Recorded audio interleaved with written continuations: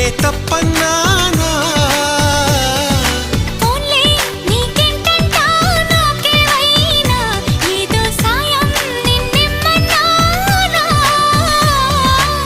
వలపంటే నిప్పు లాంటిది కలకాలం దాచలేనిది సలహా విని ఒప్పుకోవే ఇక